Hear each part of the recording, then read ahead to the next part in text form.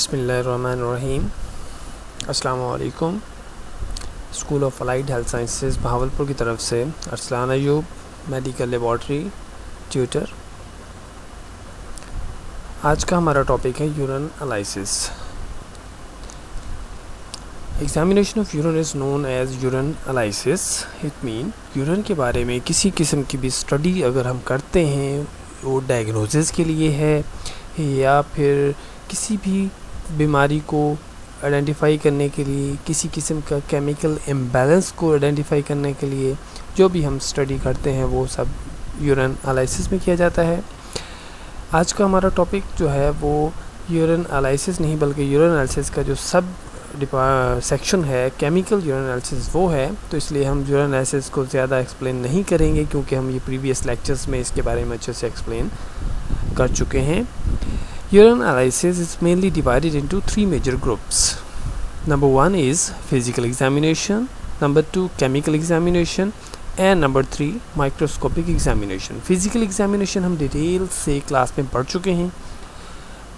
Chemical examination अभी हम start करेंगे और chemical examination जैसे ही कंप्लीट होगा देन हम microscopic examination स्टडी करेंगे। तो चलते हैं chemical examination की तरफ। Chemical analysis of urine.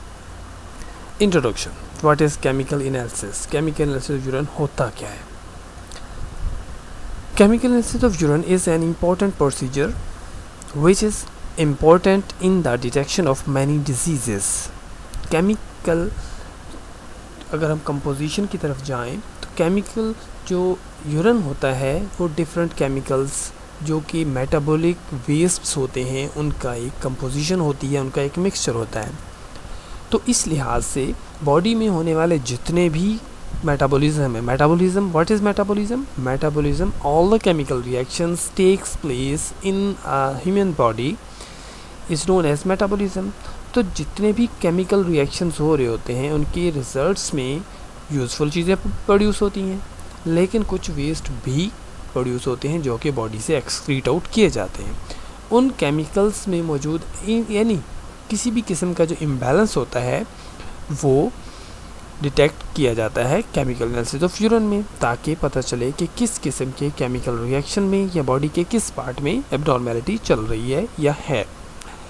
Urine contains normal chemical composition. Urine में जो नॉर्मल मेटाबॉलिज्म बॉडी में आमतौर पर होता है उसकी कंपोजिशन होती है, बट इन एब्नॉर्मल या pathological conditions its composition varies in kind and quantities.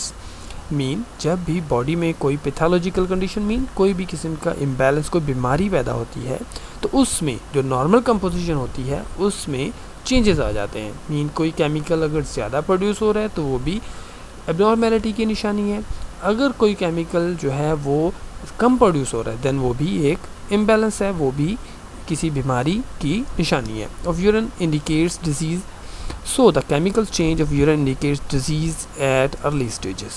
Early stages इसलिए कहा जा रहा है क्योंकि यूरिन जो है वो सबसे पहले जो है इफेक्ट होता है। मीन कि किसी भी किस्म का अगर थोड़ी सी भी क्वांटिटी में इम्बैलेंस है तो वो यूरिन में आना शुरू हो जाएगा, यूरिन में इंडिकेट होना शुरू हो जाएगा। क्यों? क्योंकि यूरिन जो है वो सबसे पहले ही एक्सक्रीट आउट किया जाता है बॉडी में, तो बहुत जल्दी किसी भी प्रॉब्लम को आइडेंटिफाई करने के लिए urine analysis is very important procedure. Next हमारे पास है the composition of urine varies because it is the principal route for soluble waste materials from body metabolism.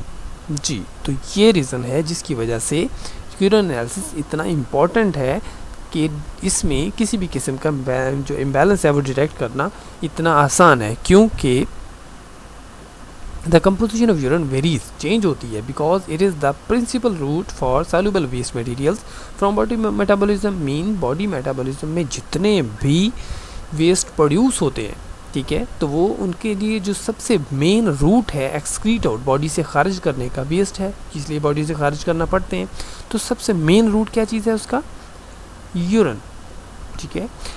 Urea, creatinine, uric acid, ammonium salts, chlorides, sulphates and phosphates of sodium, potassium, calcium and magnesium are the normal composition of urine. ये कुछ chemicals हैं जो कि normally urine में मौजूद होते हैं, लेकिन इनकी ज़्यादती या इनकी कमी जो है वो इंडिकेट करेगी कि बॉडी में कुछ प्रॉब्लम है। Glucose, protein, ketone bodies, bile salts वगैरह are the abnormal constituents of urine, ठीक है, जो इससे पहले हमने नाम लिए वो क्या है, नॉर्मल कंपोजिशन में आते हैं। लेकिन glucose, proteins, ketone bodies, bile salts, ये कुछ ऐसे केमिकल्स हैं जो कि अगर यूरिन में मौजूद होंगे तो वो इंडिकेट करेंगे, एबनॉर्मेलिटी इंडिकेट करेंगे, मीन ज़ाहिर करेंगे कि बॉडी में कोई ना कोई प्रॉब्लम है।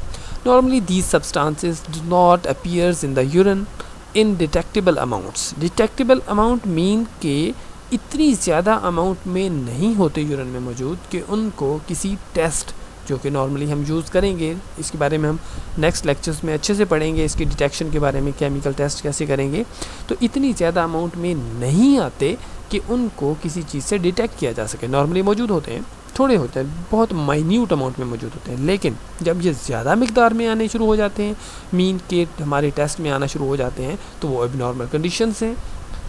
So their appearance in the urine shows the pathological conditions.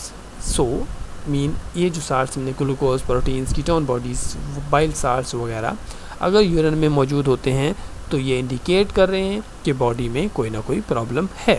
वो क्या प्रॉब्लम है वो बात की बात है। Generally the chemical examination of urine helps to investigates the health condition of individual. Generally हम फाइनल बात ये करेंगे कि केमिकल एग्जामिनेशन यूरिन जो है वो हमें बहुत ज़्यादा हेल्प आउट करता है क्या करने के लिए कि बॉडी की जो हेल्थ है वो ठीक है या नहीं ठीक, या उसके बारे में अगर कोई एबनॉर्मेलिटी है या कोई प्रॉब्लम है तो उसको डिटेक्ट, उसको इन्वेस्टिगेट, उसको इस बारे में रिसर्च करने में बहुत ज़्यादा हेल्प करता है।